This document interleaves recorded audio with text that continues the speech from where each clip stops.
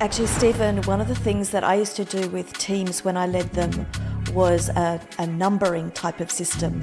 So rather than having to express how we were doing in words, it was nearly like, let's say, how full is your tank? And so, you might have ranked yourself between a 1 and a 10. And I found it to be supportive of oneself, because if you have that psychologically safe environment in which you're working, you feel comfortable to say, yeah, today I'm a 4. Yes, it's a big issue, and I have a confusion about the kind of answers to improve the well-being, to improve the psychological safety. And I saw this a lot, so I think I can explore. I think when you're talking about your background in designing thinking, I think we can make more exercises about designing thinking. Yeah, it's the mindset, and the mindset in business has often been that it's about doing more and more and more, and not paying attention to recovery. I mean, you can look at the context of sport, and that's often something that does kind of resonate well with some senior leaders, that they look at how do you execute, how do you perform in sport, how do you achieve sustainable performance in sport, and recovery is the absolute key there, that you have to take time off in order to recharge, and then when you're executing, then you're your best self.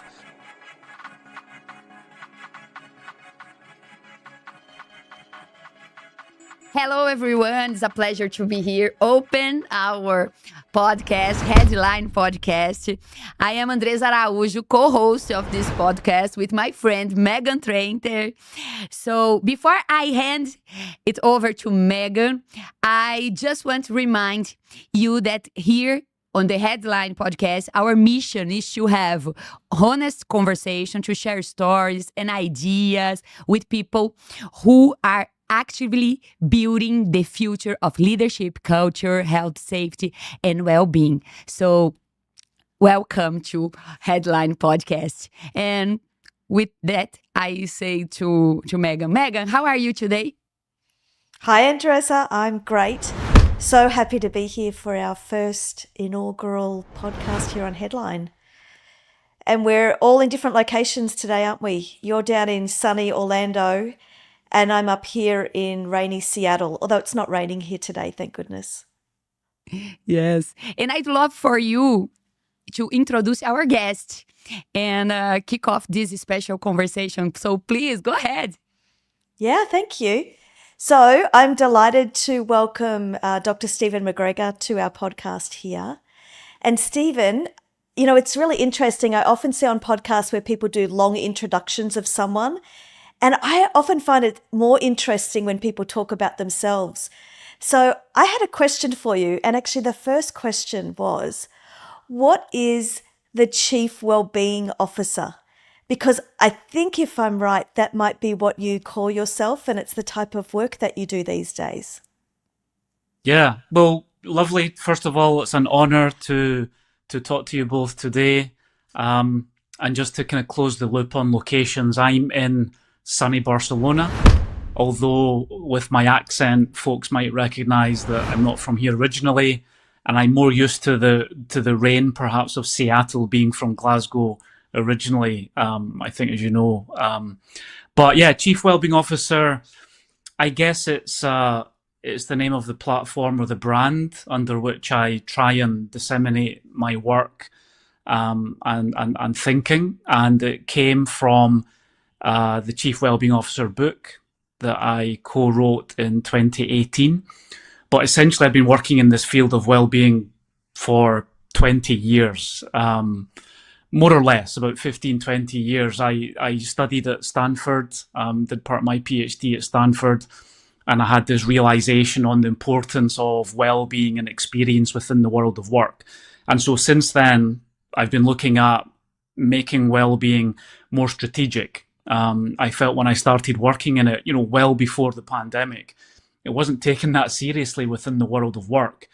And even when I started working in well-being, I looked at the lens of performance. First of all, I was looking at what is the business case of well-being tools and techniques and methods to improve the performance in the workplace. But then I came back to that brand of well-being. But essentially, Chief Wellbeing Officer is making well-being a serious issue within the organization, something that is strategic and something that adds value to everyone and every stakeholder. I have a question. Talking about pandemic, would you consider the pandemic a turning point in how organizations approach mental health, well-being, and psychological safety at work? Oh, for sure. I mean, it changed it drastically. Andreza, I was looking at it gave everyone permission, let's say, to talk about these issues, to be vulnerable in the workplace. And we still, I think many people within business, we still wear masks to a degree. Authenticity is sometimes hard to find depending on the culture of an organization. But essentially, when we had the CEO of big companies, taking calls from their home, and then we see in the background their kids running about and dogs jumping up and down, then everyone realizes they're the CEO, but they're more than that, they're a human being as well. And so that just changed the conversation pretty quickly. Yes. Wow. That's just like important turnout. One thing that's coming to mind for me, especially in the world of health and safety, is this topic around psychosocial safety or psychosocial health and safety. And I don't know whether you hear of that as well, Stephen, in your work.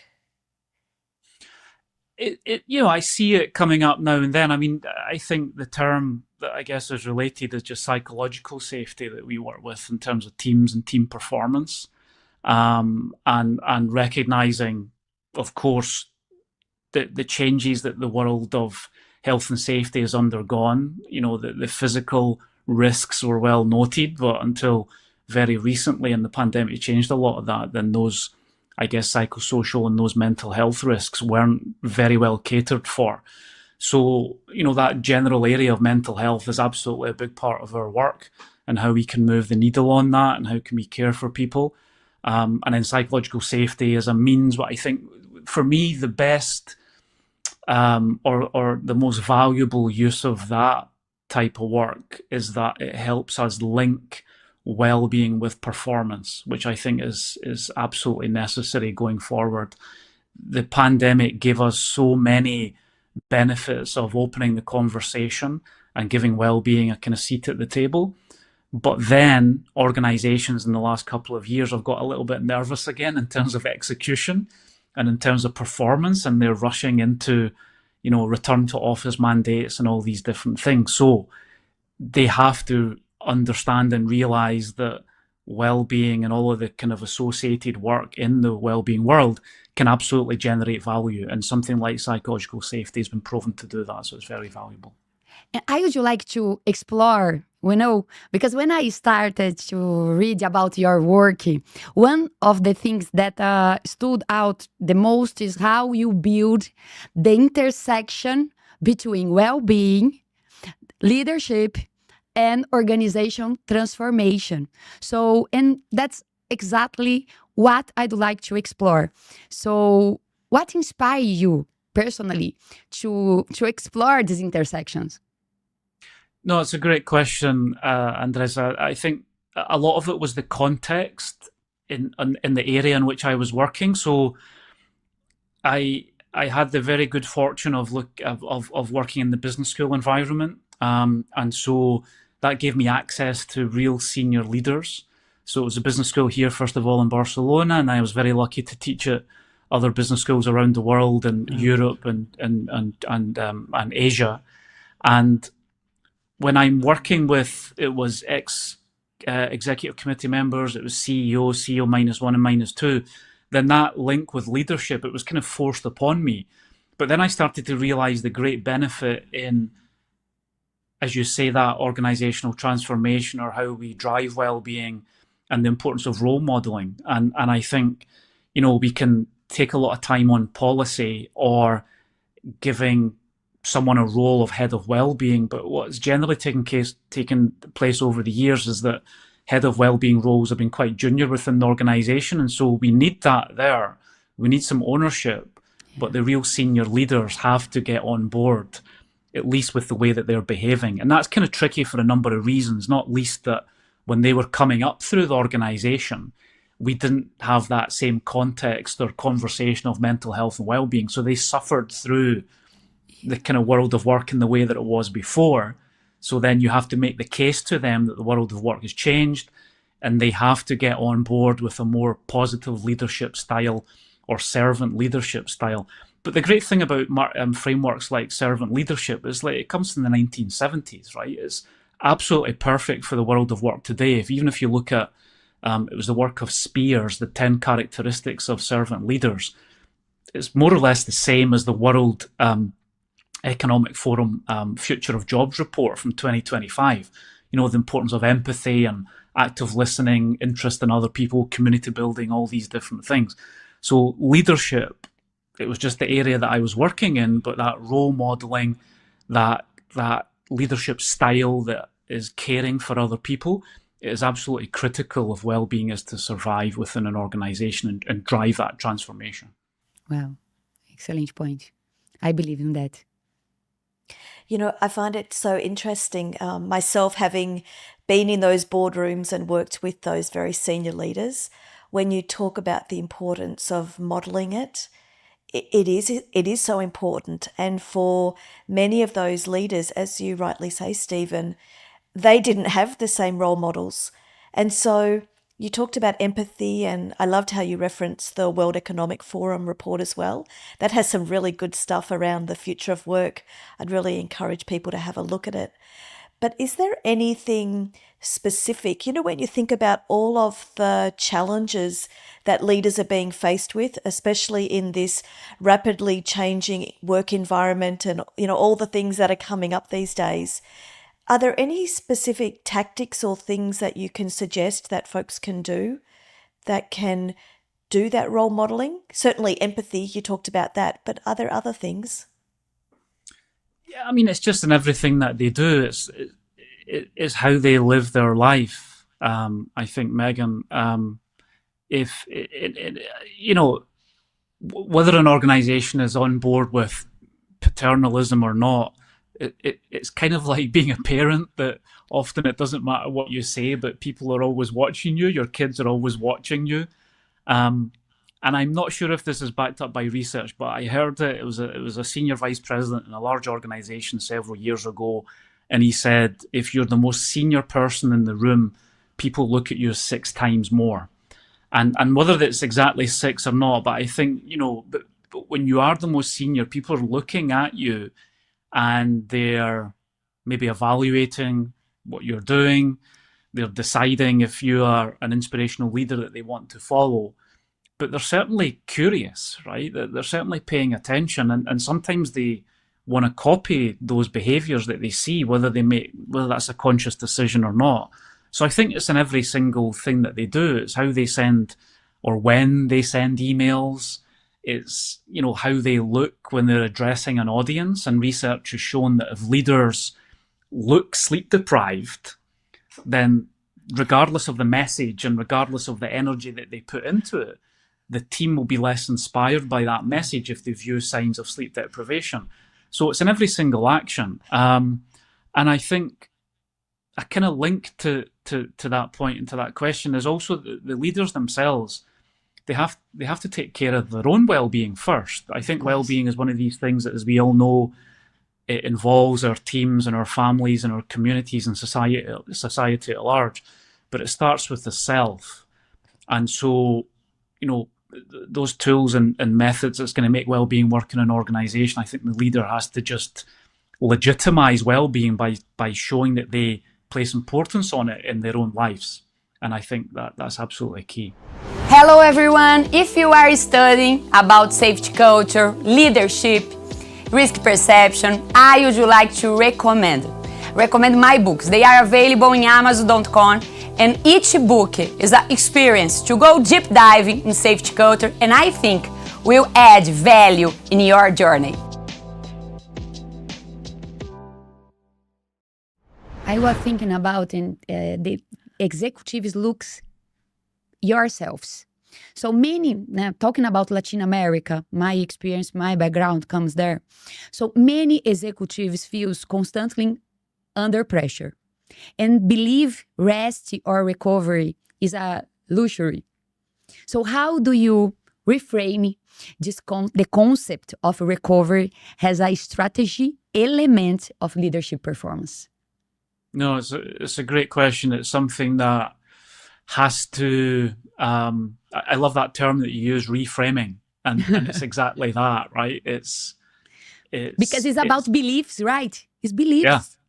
Yeah, it's the mindset. And the mindset in business has often been that it's about doing more and more and more, and not paying attention to recovery. I mean, you can look at the context of sport, and that's often something that does kind of resonate well with some senior leaders, that they look at how do you execute, how do you perform in sport, how do you achieve sustainable performance in sport, and recovery is the absolute key there, that you have to take time off in order to recharge, and then when you're executing, then your best self.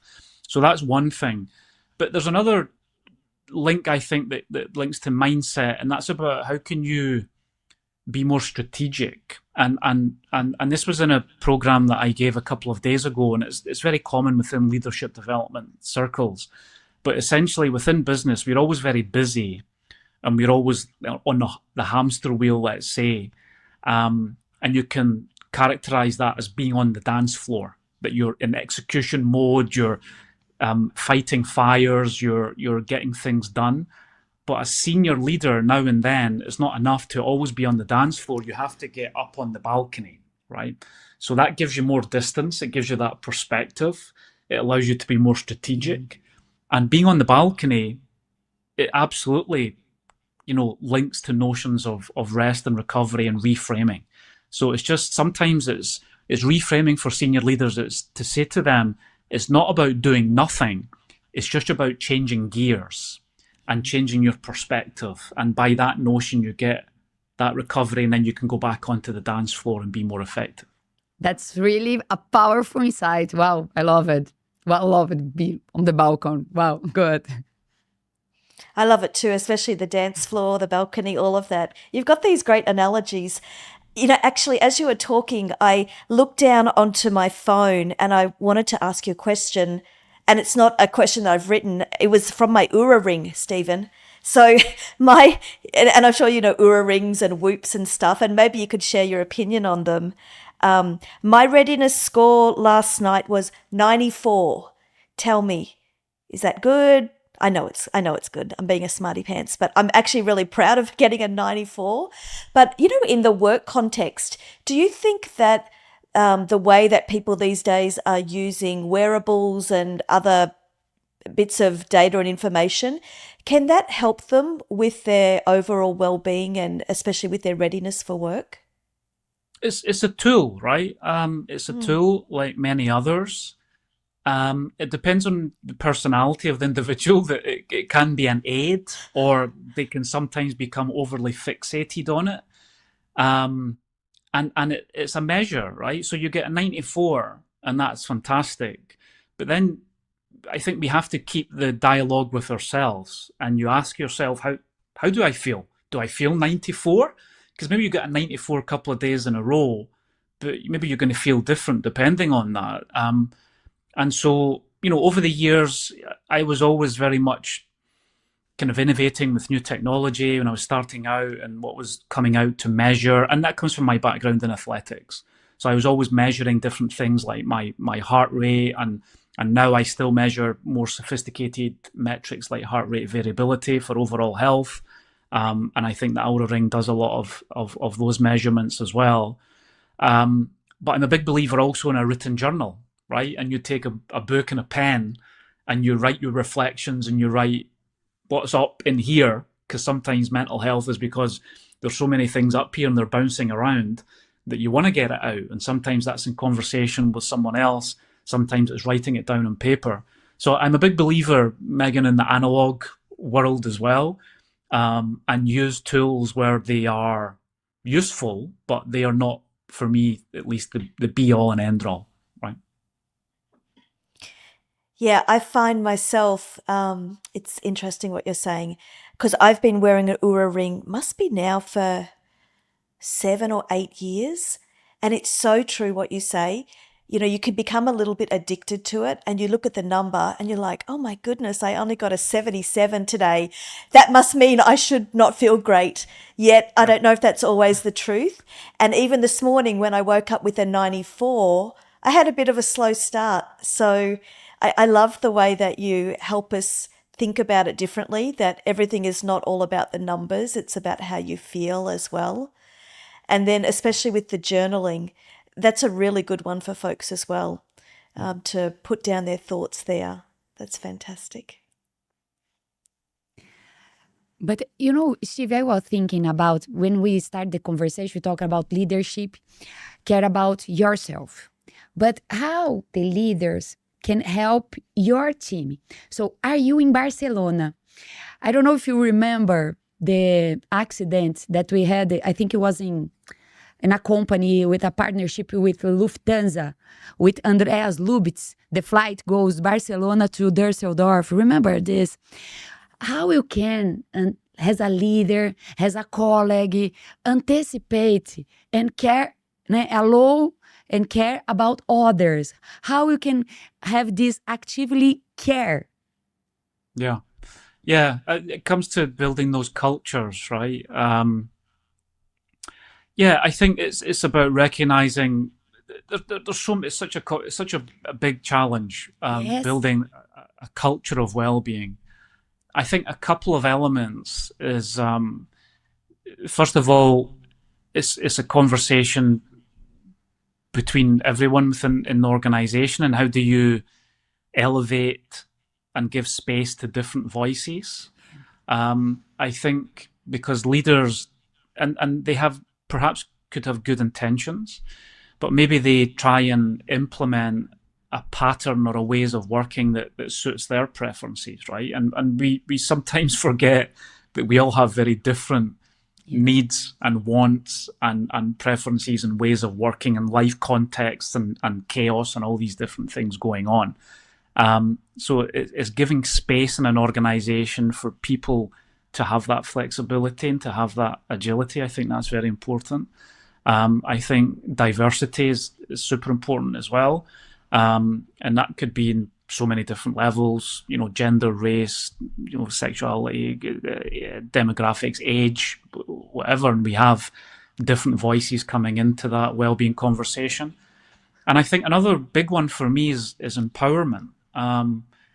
And I always take a lot of influence and a lot of inspiration from the world of agile.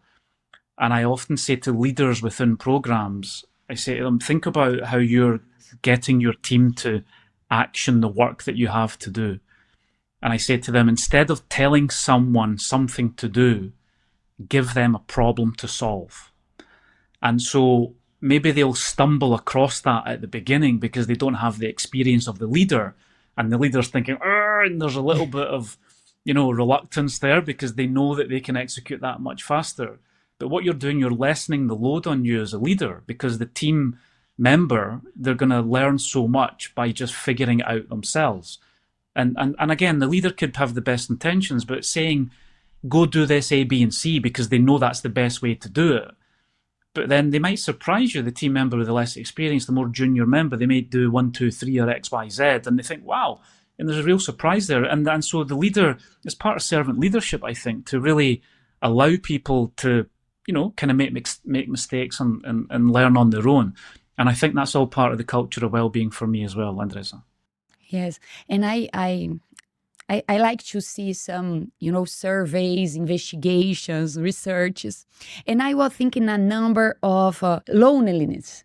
The loneliness growing up inside the organization. And I'm worried about this because the people say, no, we have meetings. We have weekly meetings. We are together. So everybody online, in Teams, in Zoom.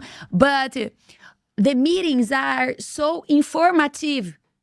So how we can, building a great team, participation, active listen. So this is a big challenge, I think, now. Do you see these movements also? Yeah, it's a great point. We are never alone, but we're often lonely. Yeah, right? Lonely. We're always surrounded by people, but some people don't feel that they're engaging, that they're really connecting. And so what you allude to there with a lot of meetings, it's just getting straight down to the work. And especially if people are working from home, which has been a real help for people post-pandemic. It gives them that flexibility to live their lives and not to always follow the same pattern, at least a couple of days a week. But what often happens in virtual meetings is that we squeeze out those social interactions that we have in the workplace. When you just meet someone at the coffee machine or you meet them walking from your desk to wherever, another meeting room, if you're always just sitting at home and you're just back to back to back virtual meetings, then that can be pretty painful. And it doesn't matter if your camera's on.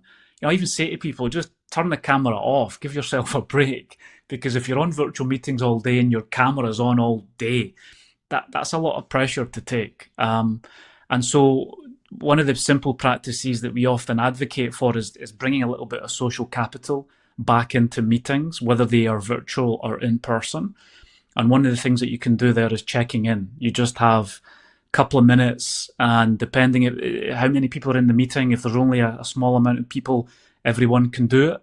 And if it's a big meeting, maybe you take a selection, but you just check in and you say, this is how I'm feeling today, anything else that's on their mind, and then you just have a conversation that's on a more human level before you get down to the work. And that's super powerful for folks if they are feeling that they're not engaging or connecting, especially when they're working from home, perhaps. Ever wonder whether you're making the impact and have the influence that you're really, really looking for in your corporate career, perhaps if you're an entrepreneur or doing something else? Well, I offer one-on-one coaching services for purpose-driven leaders who are really looking to find some way of increasing their impact and their influence. So if this is something you're interested in, give me a call, send me a DM, and I'd love to talk to you about it. Actually, Stephen, one of the things that I used to do with teams when I led them was a numbering type of system. So rather than having to express how we were doing in words, it was nearly like, let's say, how full is your tank? And so, you might have ranked yourself between a 1 and a 10. And I found it to be supportive of oneself, because if you have that psychologically safe environment in which you're working, you feel comfortable to say, yeah, today I'm a 4. And even when someone, chips in and says, I'm a 10, people often look at them and you're like, really? Are you really a 10? Or if they are a 10, then they're the ones who can support and help others as well. Because some days you are a 2 and then, other days you're an 8. So I found that it was just this really supportive way together in terms of a team to help one another. Have you seen that sort of thing as well? Yeah, I mean that. I mean, I haven't used the numbering one. Well, I guess to a degree I have now and then, in terms of just folks, in terms of even how energized they're feeling, and it's a nice measure for people that quickly gives a gauge. I think you make a really good point there, Megan, in terms of we move forward as a team, and that, the individuals in that team, we all have good and bad days. So, sometimes we rely on our team members to take up a little bit of slack for us. And then in other times we'll take that slack ourselves. And so a team leader often is just being cognizant of that mix and that dynamic, and that there isn't always one or two folks who are always taking the load, or one or two who are always just shying away from work, that we have that real democracy within the team and everyone is looking out for each other. And I think it's super important in terms of some of our previous discussion on building a culture and all of these different things. And research also shows, just to finish, that even if we're super busy, sometimes we're so close to our own problems that just by asking someone else if you can help them, it gives us distance, that psychological distance from our own issues, and it makes us feel a little bit better. So even if our plate is full, just by kind of momentarily putting that down, but then helping someone else, that helps our own well-being as well, because we're taking a break, and then we can recognize, then maybe you realize someone else in the team, they've got a lot worse situation than you have, right? So I don't know, it maybe reframes it a little bit as well. But anyway, it just comes back to how can you care for your team, and that care, if you show it to another team member, it's going to be paid back to you as well. That's a great tip, which is asking how you can help someone else. I love that. Actually, another question I have for you is, and we talked about this a little bit, but in the work context, I think it's really important, which is, do you see or find, or is there research around relationships between engagement and performance? I was reading something this morning, actually, and it was talking about how engagement is really at a low level for employees. And that in and of itself is curious. I'm curious about that. But getting that relationship then, or understanding the linkage between engagement and performance, how do you think about that, and how should we think about that? Yeah. I mean, it's a balancing act, like it all. I know some other research over the years has showed that if people are too engaged, then they're at danger of burning out, right? They can be too involved within the workplace. They don't have enough interests outside of work. Maybe they don't have enough friendships or relationships outside the work as well. And it's kind of all consuming. And I've worked with some organizations over the years, especially, that are very progressive in terms of promoting younger managers. But there was too much intensity there. So there was these young general managers, super clever, but they were socializing with their peers, and it was kind of work hard, play hard, but they were always together, right? They were doing these projects and they were doing them really well, but then they're going out at night and they're maybe relaxing, socializing, but there's always the same peer group. And then after a while, it just became too much. So they had to have something else, right? It's just, we're all multifaceted, complex human beings. So it's just like having something else outside of the workplace. I think the other thing with engagement is that it also reminds me of even the dangers of presenteeism. I know, living in Spain, where traditionally there've been long working days, and I think it's quite dated now, the research, but in the European Union, it was shown that Spain had the longest working days, but the lowest productivity. So sometimes we're just at work, but we're not doing that great work. You've got models like the flow model from Mihaly Csikszentmihalyi, which was looking at human happiness essentially, but then it came down to when do you perform at your best. and I think that shows the real sweet spot. We don't want to be over stressed, but sometimes a lot of people are just going through their work days and they're bored because they're understimulated. So I think sometimes the challenge for a leader also is to give people a little bit of pressure that they're going to, thrive under, but pay attention to that. Because I think also we need to recognize that hard work is a part of well-being, right? When we work hard and we progress in our career, we get great satisfaction from that. And I think it links to notions of purpose and impact as well. So that's a couple of reflections on that, mix between kind of engagement and performance. But I think a leader, a servant leader, a positive leader that pays attention, that has got real care for their team, can navigate that balance quite well, I think. I like one thing that you talk now, the notion of purpose. Clear purpose make it all difference in our life. And the energy, the intensity that you go to work, I think for me, this make the difference in my life, personal life. So I would like to explore, because when you're talking about all this subject, for me, I have a highlight word, building trust. How we can building trust?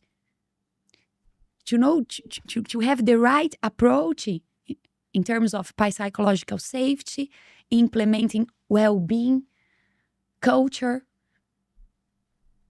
Yeah, it's interesting. My doctorate was in virtual teams, and so one of the findings when I was doing that was the notion of swift trust.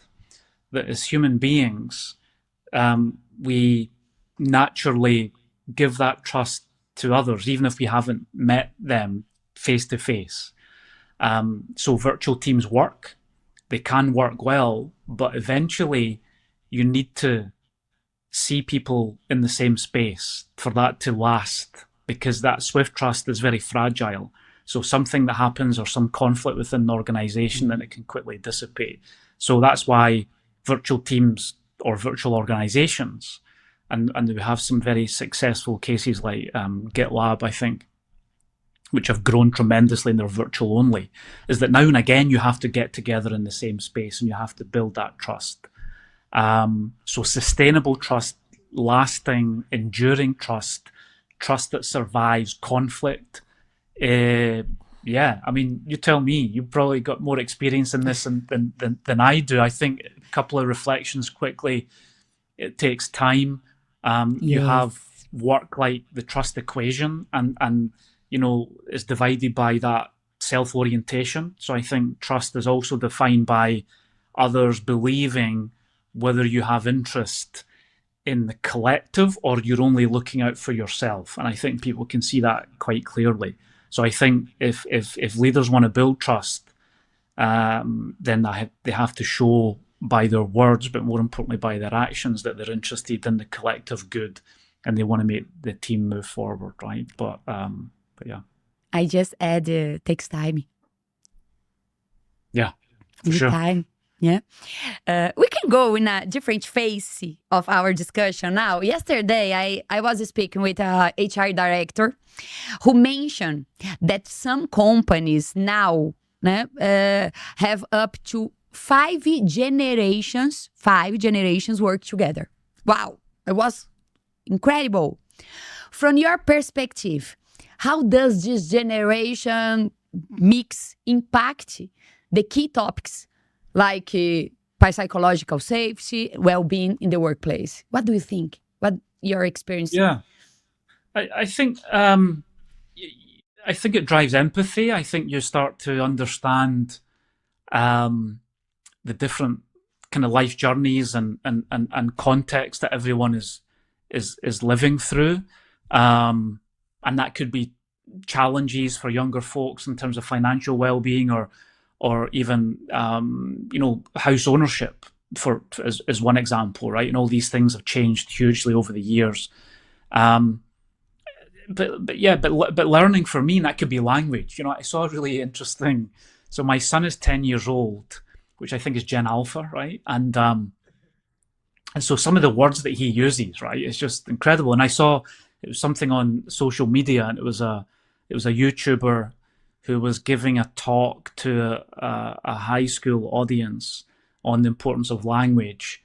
But what he gave the rest of the address in Gen Alpha speak, and he said to them that you're actually multilingual, and he then changed it.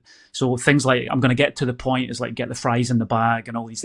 It's really a lot of American slang words, really, but it's just that language, and I thought it was hilarious, right? So even, and I think, living in Spain, coming from Scotland, but speaking Spanish, but also speaking Catalan. My son goes to a Catalan school. I'm really interested in language. And so I think generationally, even if everyone is speaking the same language, whether that's English or Portuguese or Spanish, then the way that we conceive language is very different. Anyway, and I think that's the richer picture that we can get. And we can get that through well-being, and we understand a little bit more about life's challenges. And I think it just makes us, better colleagues, better human beings, more able to support well-being. So, and just even things like organizational memory, right? And just learning from previous experiences, or even relearning from new people in terms of technology. I think it's such a rich opportunity that we have to have, if an organization can have up to 5 generations. Absolutely fantastic. Yeah, fantastic. Yeah, I have the same perspective. It's fantastic. It's rich. Okay. Yeah. Maybe I'll switch gears for a minute as well, Stephen. One of the things, I know we've talked about so many things about well-being today, and you've written a couple of books now.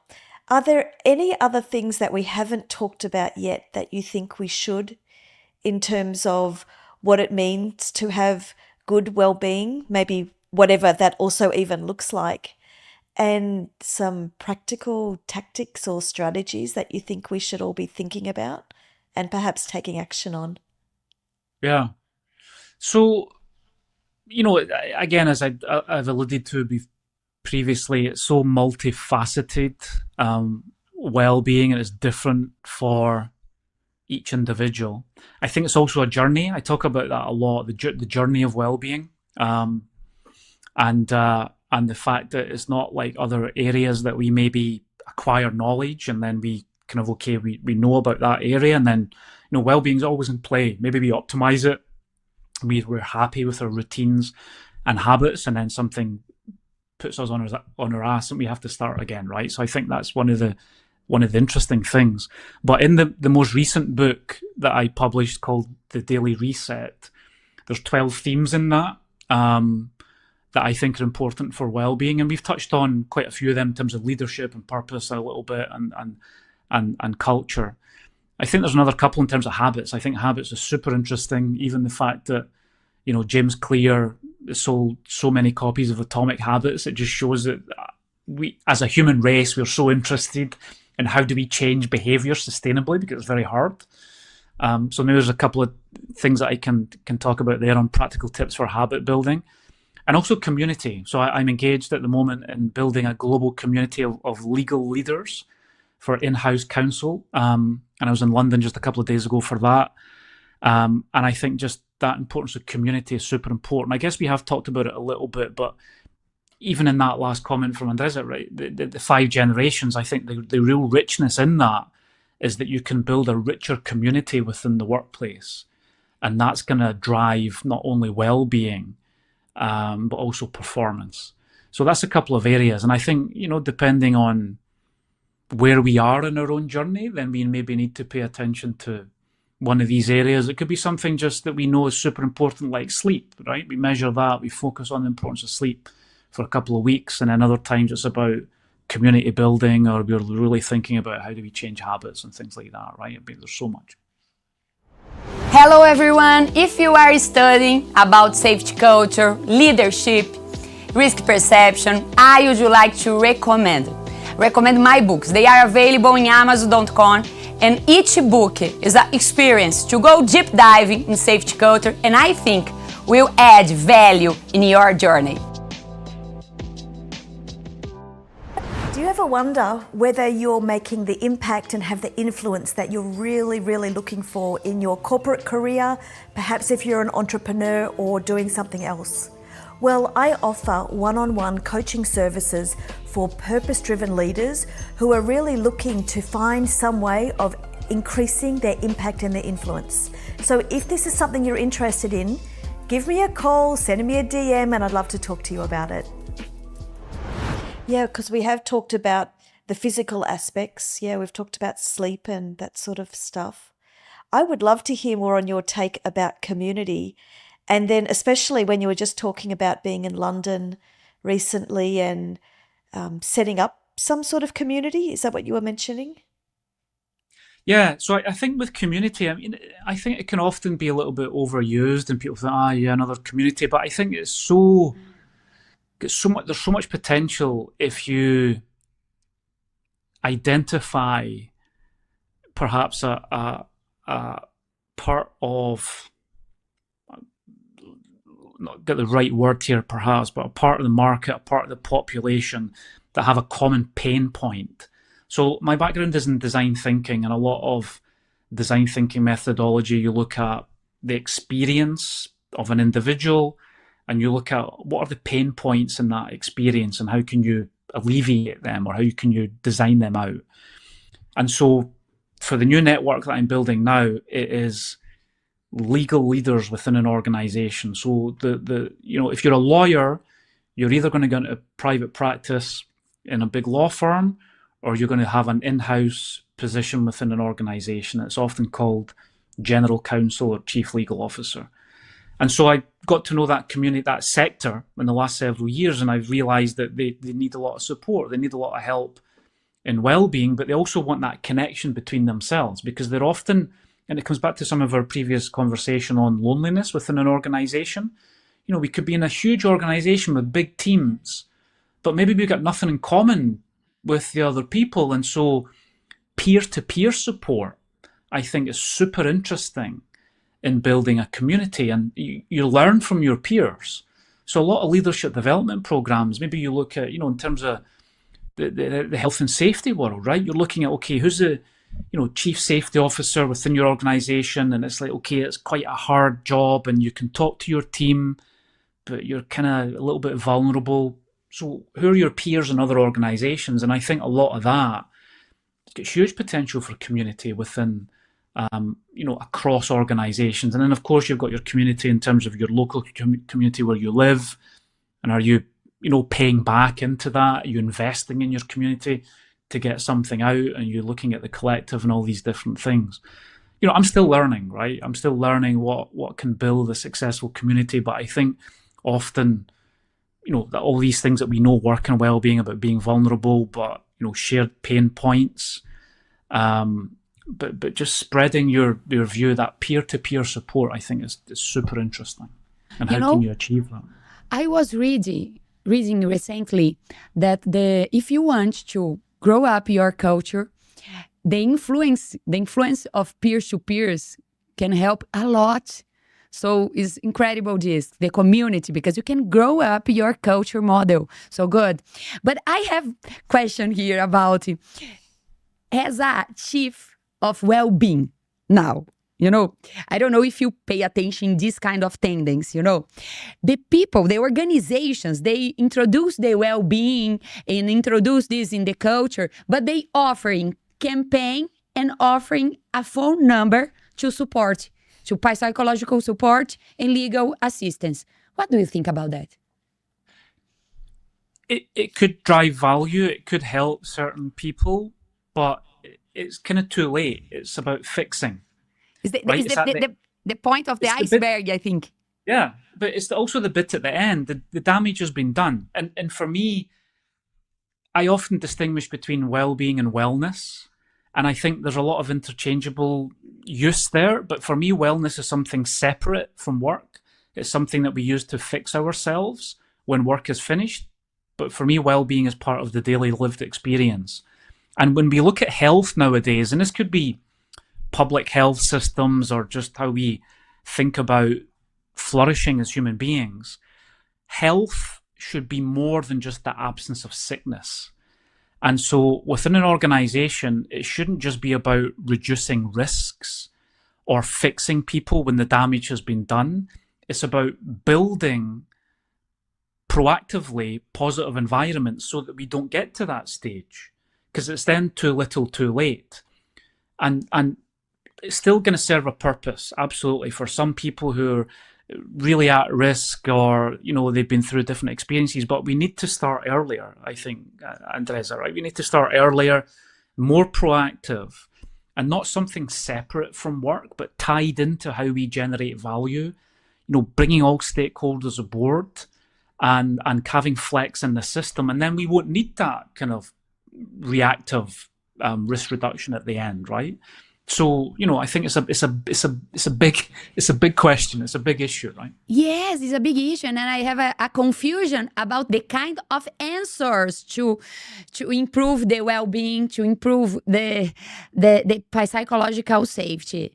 And I saw this a lot, so I think I can explore. I think when you're talking about your background in designing thinking, I think we can make more exercises about designing thinking. Put the people centricity, and explore all the experiences in the business or in the career, inside the company. So explore the experiences that we are offer for our employee.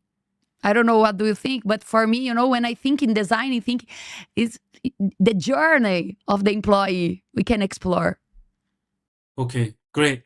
So the last thing, it was the design thinking, and then I could just say people centricity is key, and then we can move on. That'd be a nice mix, I think. And I think this is a connection point when you're talking about health and safety and well-being, everything together. We need to look in with this approach, people centricity. So, okay. Before we move on, I want to ask you something. I like to read about your book, Sustainability Executive Performance. Wow, excellent.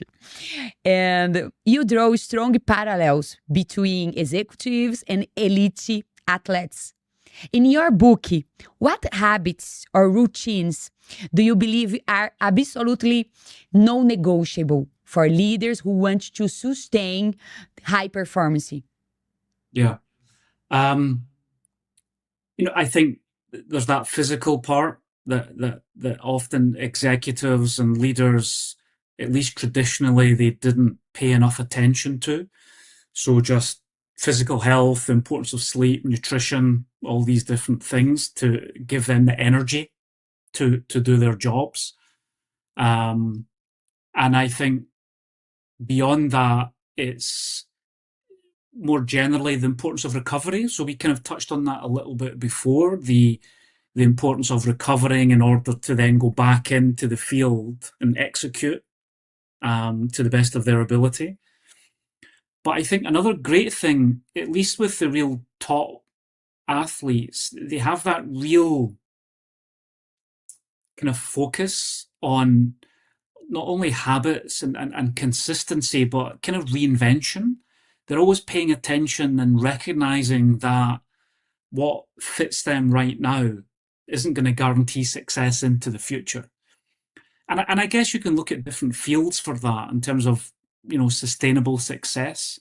And so that was why I looked at the term sustaining executive performance. It wasn't just about being on fire in the short term, but recognizing that it's a long career, a long business career, and to stay at the top, you have to pay attention to all these things. So it's the physical, the importance of habits, that consistency, but having that real kind of attention to knowing when the context is shifting and when it's changing, so that you can kind of reinvent yourself continually.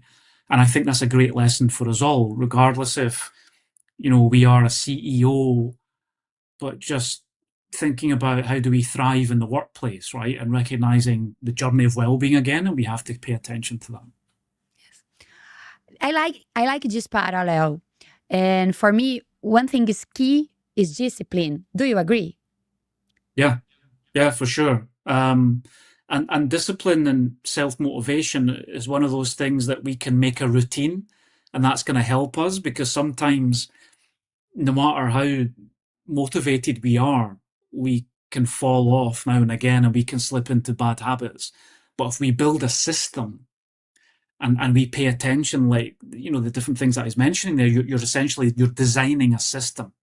And once you have a system, it may change, but that's going to give you that structure so that you can keep disciplined.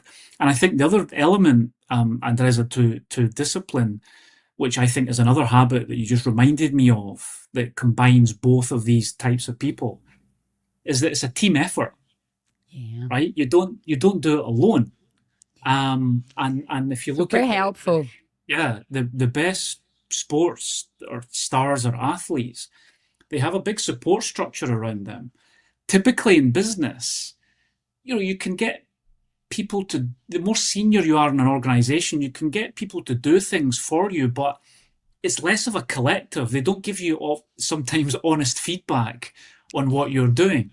And so even having a coach or whatever it is, but just having paying attention to the team support, I think is absolutely critical within an organization as well. Excellent point. Wow. Excellent point. Thank you. Thank you. This is a good insight. Hey, Stephen, I've got a tough question for you. And my context is that I've come out of a career working in big companies and, leading quite large teams as well.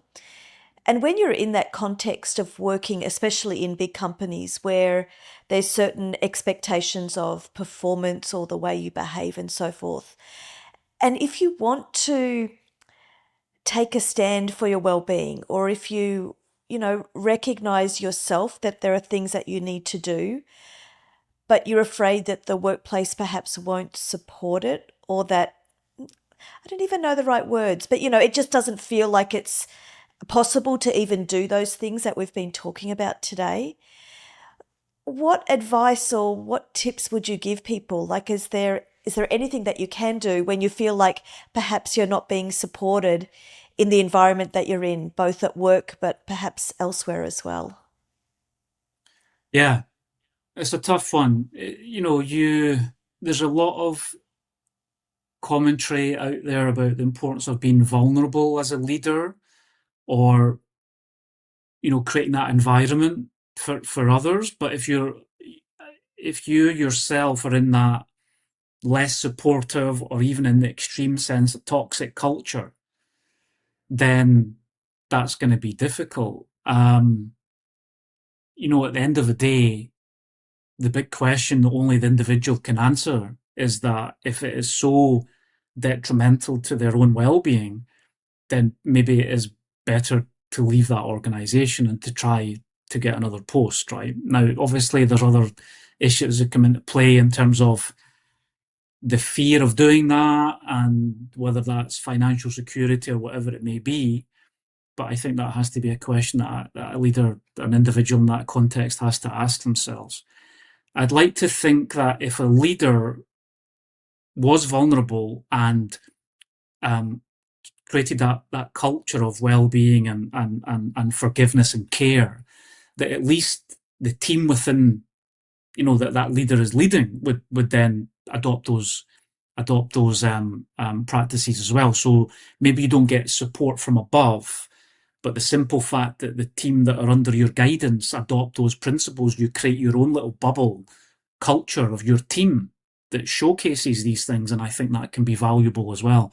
So I had this conversation a couple of weeks ago with some senior leaders, and they said, we're a little bit squeezed because I'm trying to protect my team, but then from above, I'm getting no support. And that's tough. But what I then said to them is that you get feels like adaptive leadership, which says allow the team to feel pressure to the degree to which they can stand. So you're not just taking all the pressure yourself from above and shielding all of your team. You're allowing your team to take some of that pressure, so you're all sharing it a little bit, right? And I think that makes it a little bit easier for the leader, and it builds a little bit of resilience in the team as well. But at the end of the day, it comes down to, are you absolutely alone, or can you find support, if not from above, then from down below and the people that you're leading? And hopefully that makes you feel a little bit better. Yeah, and you do see people who somehow stay a long time in those type of environments, don't you? Yeah. I wonder. It's like I wonder it's like why. Stockholm syndrome, right? It's like, you get, if you're kidnapped, but then you fall in love with your captor. It's like, sometimes we get addicted to that toxic treatment, and we stand for it. But I think people, if they invest in their journey of well-being, then hopefully they can realize that, it's so detrimental for their health in general that they have to try and move on or change something, make a change in the system, right? Hello everyone! If you are studying about safety culture, leadership, risk perception, I would like to recommend my books. They are available in Amazon.com, and each book is an experience to go deep diving in safety culture, and I think will add value in your journey. Do you ever wonder whether you're making the impact and have the influence that you're really, really looking for in your corporate career, perhaps if you're an entrepreneur or doing something else? Well, I offer one-on-one coaching services for purpose-driven leaders who are really looking to find some way of increasing their impact and their influence. So if this is something you're interested in, give me a call, send me a DM, and I'd love to talk to you about it. I would like to talk about legacy. So when you're thinking about your journey, and wow, impressive. Congratulations as a researcher, teacher, author, and global advisor. What kind of legacy do you hope to leave behind? You're making me feel as if I'm coming to the end. No. No, it's a good question. No, look, I just want people to take... Because you have a influence, a big influence. Yeah. No, I've been very fortunate in that when we talk about purpose, that's when I feel that I'm living my purpose as well, when I can have that impact on other people.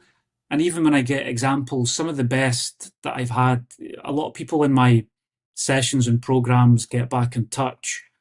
And over the years, even they've said to me, my son or my daughter wants to thank you because now I have breakfast with them in the morning before I go to work, or I'm more present at home, or whatever it is, right? And I love that.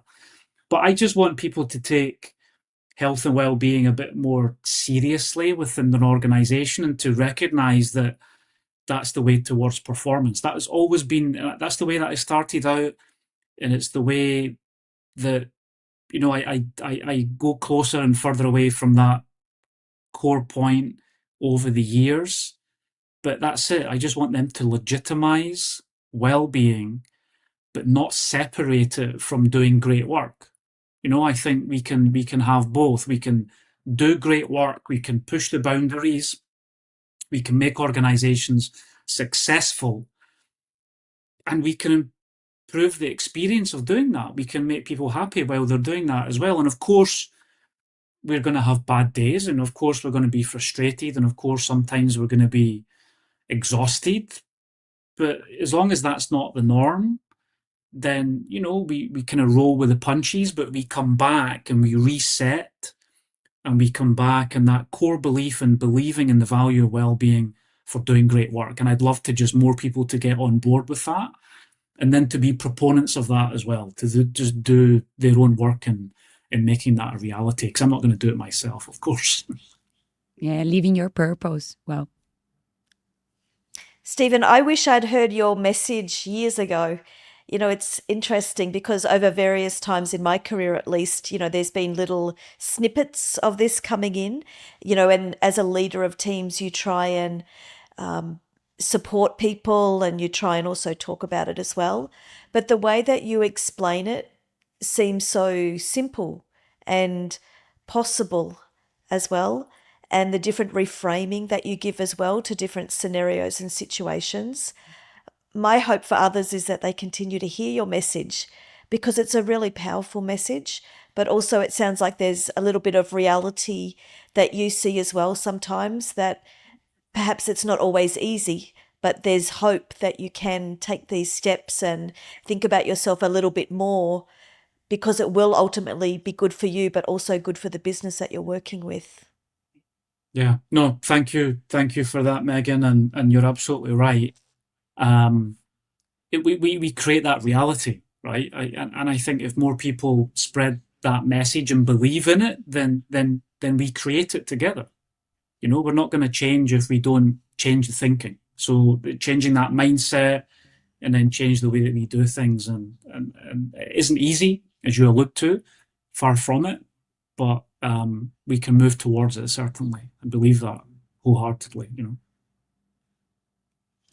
I have one curiosity to explore. You have worked with leaders all of the world. How has your own lifestyle changed as a result of all this experience? I think I'd like to think, and as part of growing up, I'm less fixated on the end result. I value more the kind of process, and I talk about this a lot with people. It's about, and especially in well-being, because the reward, if we're fixated on just the end result or the outcome of well-being, then we never stay the course. We don't keep changing sustainably, right? You join a gym, as one very simple example. You join a gym, you get a little bit of dopamine. You don't change overnight. So then everyone stops going at the gym, right? But if you look at the process, if you love going at the gym because it's a nice walk, or you like the people that you meet there and the experience is good, and you fall in love with the process, then the reward remains constant and you'll keep that behavior sustainable, right? So I think just in my own life, I've got on board with that. I'm not always fixated on what is the end result in the things that I'm doing, but it's just I love the day to day. I love the process. I love the podcast conversations. I love the individual sessions. I love every element of the journey, and not just what comes out at the end of that journey. I think that's one thing. And I think my temperament has improved over the years. I think just I'm a lot calmer. I think, and I've learned that from leaders, that you don't kind of freak out with things that are happening to you. And a lot of that comes down to just focusing on the things that we can control. And there is a circle of concern, circle of control is a big tool that we use in my sessions. Mm-hmm. And just focusing on the things that we can control. And there's a lot of things, especially in the world today, that can really upset us, and detract from our well-being. And we need to pay attention to some of these things. But if we can't change them, I say to people, it doesn't matter if you spend 1 minute or 1,000 years on them. Sometimes you need to just let it go. And so in terms of my temperament and just keeping calm, maybe, and just moving on, then I think that's got a little bit better as well. And I've learned a lot of that from leaders. I think they're great at that in organizations. Temperament is phenomenal. Excellent. I love the part of enjoy every step of the journey. Yeah, that's good. Speaking of that, I think a lot of our listeners here are going to be people in purpose-driven roles, purpose-driven leaders, possibly environment, health and safety leaders as well. With the context of everything that we've been talking about and the work that you do, what would be one tip or one thing that you think that they could do to make a difference in the places where they're working? I think if they're purpose-driven, I think it's a great question. I think if they're purpose-driven, it's just trying to communicate that purpose, because the way that we understand purpose can be very different. And there's been a lot of research over the years into that even if you don't align with the purpose of the organization, you can still have a fantastic fit within that organization, because you can live your purpose in a related way. And that could just be on a very simple level, that the job gives you, the resources that you can then contribute to purpose outside of the workplace, right? But you can still get different levels of connection with the organization, even if you're not completely aligned with the organization's purpose. And so if you're a purpose-driven leader in these areas, I think it's just recognizing what are the drivers of individuals within your team in the broader organization, and how can you, translate that purpose in different language so that they get it as well. And I think that's a huge driver of engagement. I remember during the pandemic, there was I did some podcast interviews myself, and there was some organisations in the UK, and especially when people were very stressed and worried, then what they did in different organisations in hospitality and also transport sectors was just making it clear to the workers the impact that they were having on society at a very difficult time, in terms of how they were helping people get around or how they were helping people keep safe or whatever it was. And so the workers that maybe were under real pressure on an individual personal level, they recognised that they were adding value to the kind of greater good, and that really drove them forward. So I think, as we've talked about a couple of times, purpose is super important, but it's very different for each individual. So it's translating that to across the organisation, I think, could be one way of engaging people more. And I guess as well, you mentioned this, but appreciating that everyone has a different purpose, and especially an internal or perhaps an external purpose, and at different points in their lives, they feel different ways as well. And so being good colleagues to one another is probably appreciating that people can change, and that what is important to someone is not necessarily, it doesn't have to be important to you either. Yeah, exactly. You're not want to just impose your own way of thinking onto others. And I think the other thing with purpose, Megan, is that maybe we don't know what it is, and that's absolutely fine. It's like, oh no, everyone talks about purpose and I don't know what mine is. It's like, but even just having a conversation, and the key is this, it's asking people just why are they doing the things that they're doing? Why are they coming to work? It could just be something very narrow. It's like, hey, I need a job, I need to pay the mortgage, I need to pay the rent, I need to look after my family. That's fine. But sometimes we're so fixated on ourselves. And I think self-care is great, but then if we become too absorbed in just our own worries and things, and that's not good, you have to think of the greater good. So even one of the exercises that we do in our programs is we think about energy. And there's a lot of different areas of energy, and a lot of those, like the physical, emotional, mental, and our own self. But then if you think of spiritual energy, and that doesn't have to be religion, although it can be, but your spiritual battery or your spiritual energy is just something greater than yourself. So even just having that conversation in the organization with employees, folks in your team, and it's just saying, okay, let's talk about you as an individual. What do you need? How are you energized? How do you feel that you belong and you fit at work? But what about more than you? And you're just thinking, you could just talk about what is there a mission that you're involved in? Is it your local community? Is it your family? What is it, right? And I think having that conversation, even if we can't define purpose, but what is more than just the self, I think is a very healthy conversation to have in an organization. This is so beautiful, this conversation that we're having here with the three of us, because I think a lot of people think about well-being as being something particular. And actually what you're sharing with us, Stephen, is that it is so broad, and it can also change depending on the time of life that you're in, and, just various things that are happening. So I appreciate it so much. I never want the conversation to end, to be honest. It's just such a wonderful conversation. Thank you. Was amazing conversation. I love it. I can hear you, one more hour, because it was amazing and very interesting. So thank you for your time. Thank you to share with us your beliefs. It was an honest conversation and super insightful for me. Thank you for participating. My pleasure. Thank you both. I've really enjoyed it also. Thank you.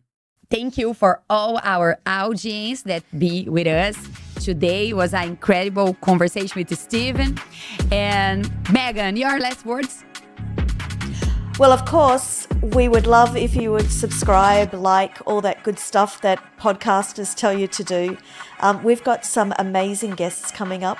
Andreza and I can't tell you how excited we are about them. of course, we won't tell you who they are right now, and we're so appreciative of the conversation that we've had with Stephen today. And I just ask you to keep listening and enjoy these amazing conversations. So until next time, we'll see you later. Bye.